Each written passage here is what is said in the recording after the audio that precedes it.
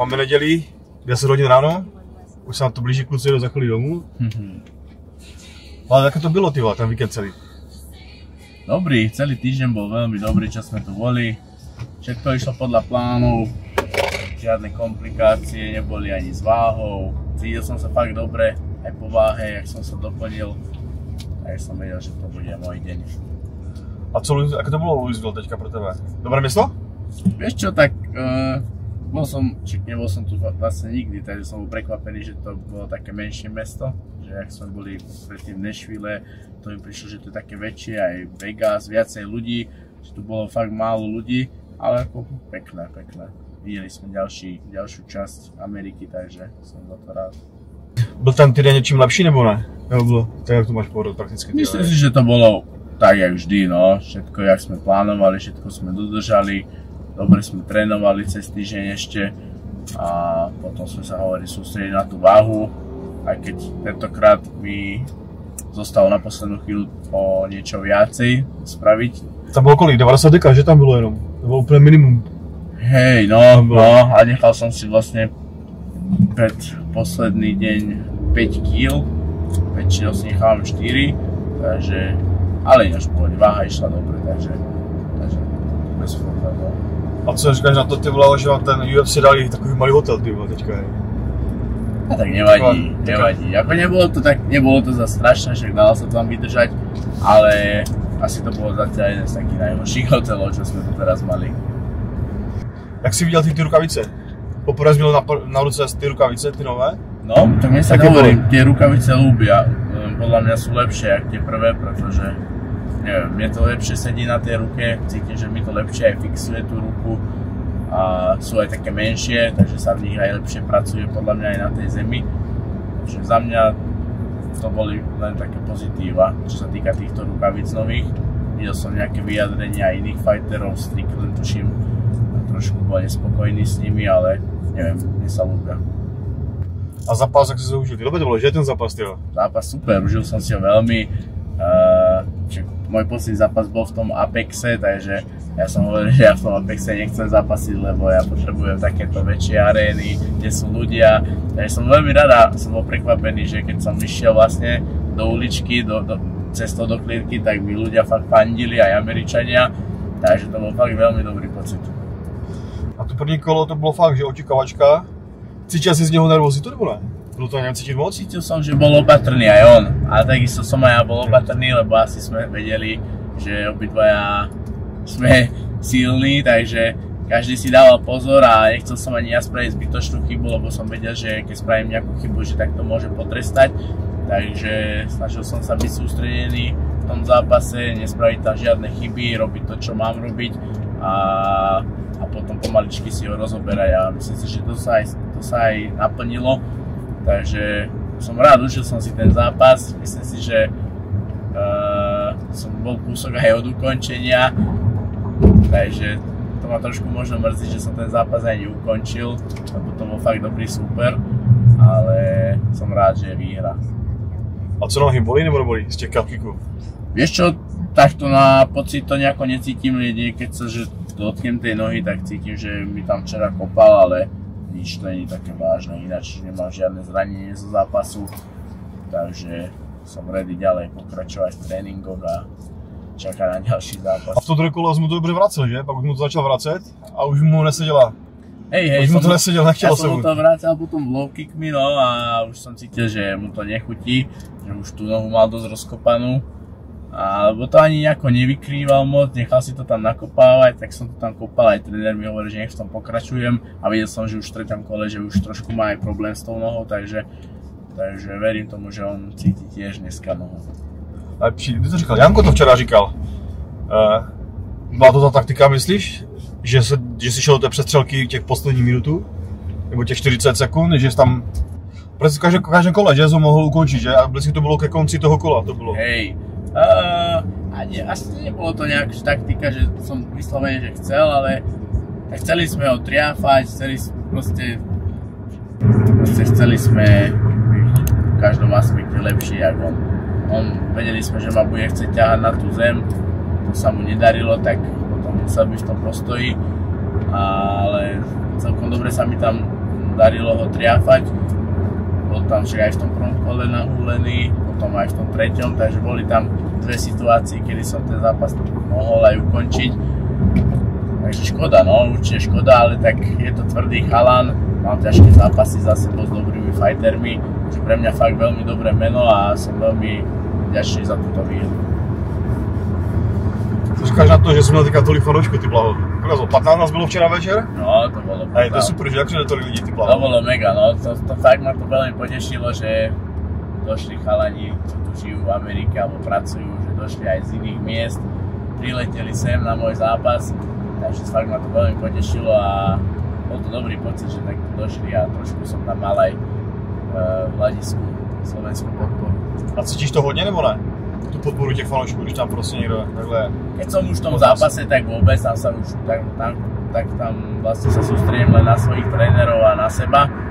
Ale počas cesty do tej klietky, tak oni vlastne zišli do tej uličky, takže mi tam podávali ruky, mali tam však aj slovenské vlajky, takže som to vnímal a potešilo ma to, ale keď som už v tom zápase, tak už to nejako odtiaľ vyfiltrujem a viem, sústredím sa len na seba a na trénerov. Takže teďka budeš mít voľno? No, teraz trošku si oddychnem po prilete domov, pôjdeme asi s priateľkou možno niekde na dovolenku, nejakú krátku a trošku si užijem tento mesiac ešte, jún. Chcem ísť na ryby, ja strašne rád chodím na ryby a posledné 2 roky sa mi to nepodarilo, lebo furt som mal v lete prípravu, tak sa teším, že tento zápas skončil ešte pred letom a trošku si ho užijem a potom chcem ísť naspäť do gymu však a čakať na ďalší zápas. Ja verím tomu, že do konca roka ešte minimálne ten jeden zápas bude a som veľmi zvedavý, že aké meno mi dajú. Včera jsme vidím oka sledovali Oktagon, že všichni tyjo? Co vám na tylu říkáš tyjo? Tak škoda no, ale tak sledovali sme to, hej, však sme to ešte si to stihli pozrieť, tak ma to mrzelo veľmi, lebo viem, že dal do tej prípravy fakt všetko.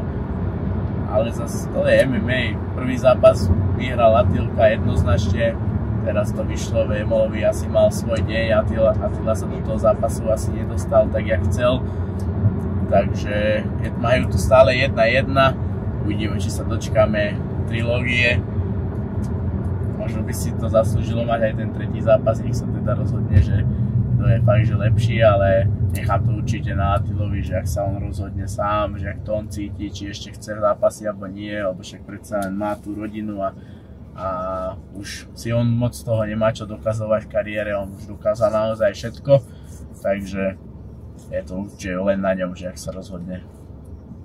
Ty vlastne ešte nevíš, že? Koho budeš mít třeba další zápas? To vôbec, neviem. Že oni neví vôbec, že tam je, že prakticky niekto tak... Nie, tak ja hovorím, ja som si pýtal, že po zápase, že chcem určite supera 115, tak uvidíme, že ak sa k tomu postaví aj vedenie UFC, že koho mi dajú, určite na to budeme tlačiť niekto z tejto 15 a necháme sa prekvapiť, no. Myslíš, že lepší pro tebe mít to, myslíš, že pro tebe lepší být na číslované kartě, nebo ne? Víš, na prelims číslovaná karta, nebo radši být na hlavní kartě v tom Fight Nightu? Fú, čo ja viem, ťažko povedať. To neviem, na to som sa ani nejako nezamýšľal. Pre mňa je dôležité, aby som mal zápas vo veľkej aréne pred divákmi, nie v tom Apexe. Určite číslovaný turnaj je viac sledovaný a verím tomu, že dostanem priestor aj na tú hlavnú kartu. Takže uvidíme. A keď to včera večera sme chodili po meste, fanoušci ti poznávajú, jo? No, to bolo milé veľmi, že sme sa prechádzali po meste a presne vedeli, že som mal zápas s Thiagom Moisesom, došli za mnou, že mi gratulovali, takže to bolo fakt príjemné a je to dobrý pocit, no. Keď ideš tuto v Amerike, kde v podstate ťa nepoznajú, ale predsa len ťa poznajú, lebo z tých zápasov tam boli, sledovali ťa, takže si to pamätajú a došli si vypýtať aj fotku, takže je to fakt milé. Akože myslím, že máš štěpici, máš brýle, tyjo, asi skovaný mezi lidma, tyjo, a furt někdo přijde. No, je to fakt. Znají tvoje jméno a úplně, hej, mám tě, tyjo. Je to dobrý pocit, no, je to dobrý pocit, veľmi. Teším sa z toho. A doma sa ti to stává, nebo moc ne už? Doma, áno, akože doma, hej, určite, hej. Ale v podstate v Nových Zámku, odkiaľ pochádzam, tak tam už ma každý pozná. že tam je to už v pohode, ale akože stane sa, keď ideme aj do iných miest, že ma ľudia zastavia, že si mi pýtajú fotku, ale ako mňa to fakt veľmi teší, keď sa takéto niečo stane a vždy veľmi rád sa odfotím z hociky. Zajímá tě zákulisí UFC a profesionálního MMA? Chceš vidět, co dělají zápasníci mimo oktagon a gymy, ve kterých trénujou? Dej mi odběr, mi to hodně pomůže a hlavně mi to dá motivaci natáčet další videa. Včera jsem se bavil s klukama včera. Ty jsi měl jeden dopingový test, že jo, prakticky? No. Říkal, že jsi neměl vůbec ten, že jsi neměl. Celý týden nic a jenom před zápasem. No, nemal som vôbec ten, ani jeden. Já myslím, že třeba někoho fakt jako šikanujou, tyjo, a... Hej, ešte keď som bol doma na Slovensku a oznámil sa mi zápas, tak možno mesiac dozadu, tak došla kontrola, ale teraz, čo zvykli väčšinou vždy pred zápasom nás ešte aj testovať, tak teraz to tak nebolo. Takže cítim tam takú trošku väčšiu voľnosť tejto novej dopingovej agentúre, alebo čo to je.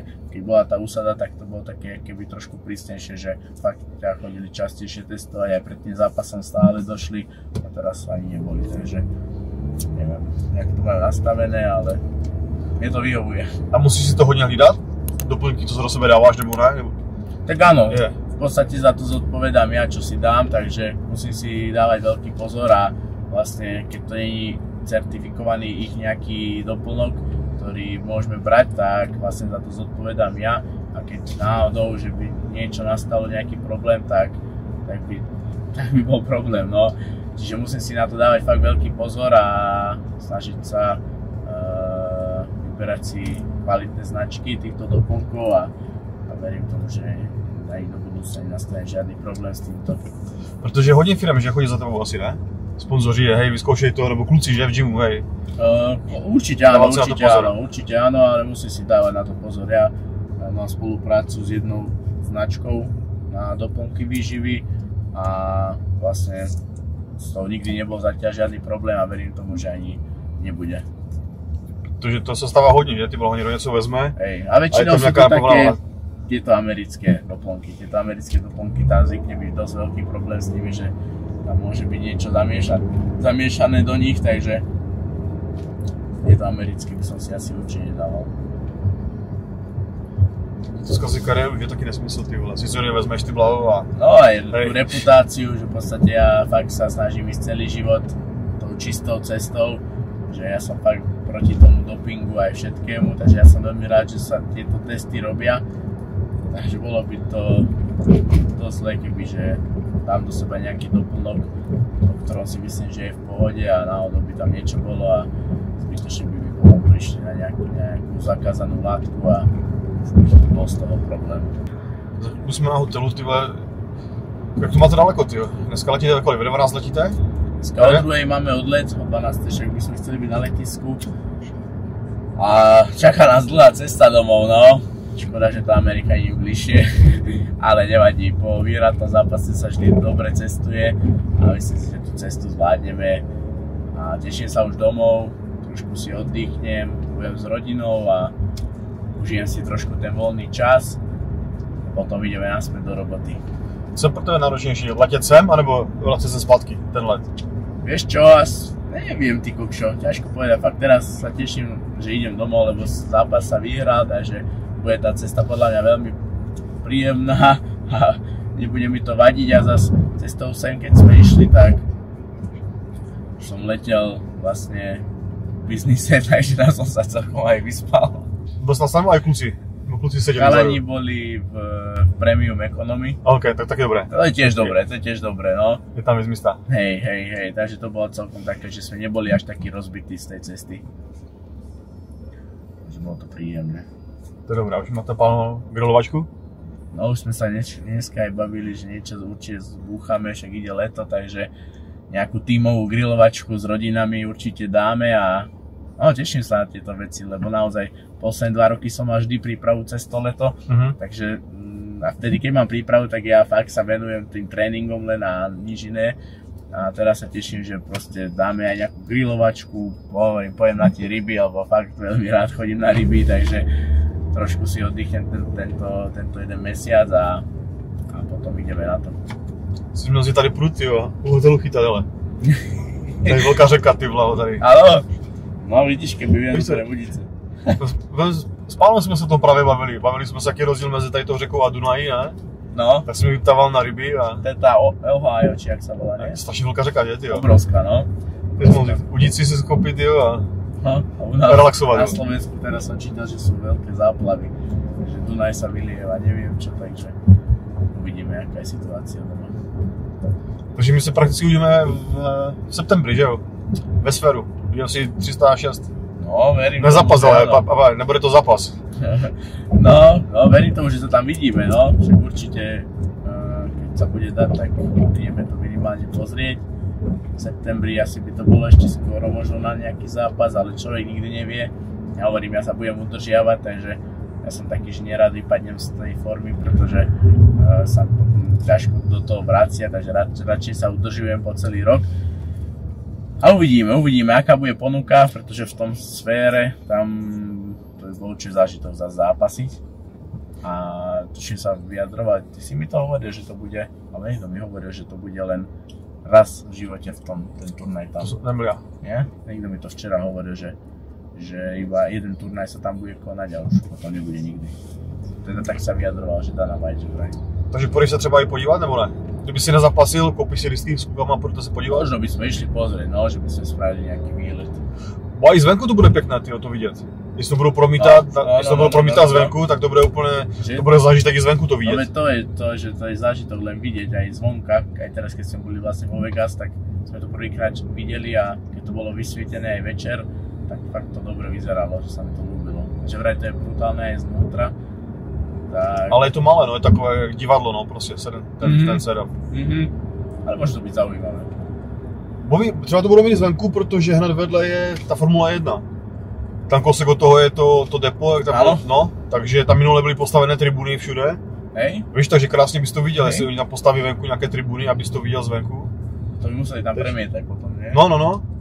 Tak většinou to tak je, že to, co je vevnitř, oni to promítají i z druhé strany zvenku. Hej? No, že tam třeba někdy něco dávají, no. No, to by bylo super. Že to má jako třeba koncert, ne, protože lidi se zaplatí, ale většinou, když tam máš tu nějakou show, tak je to zvenku i zevnitř.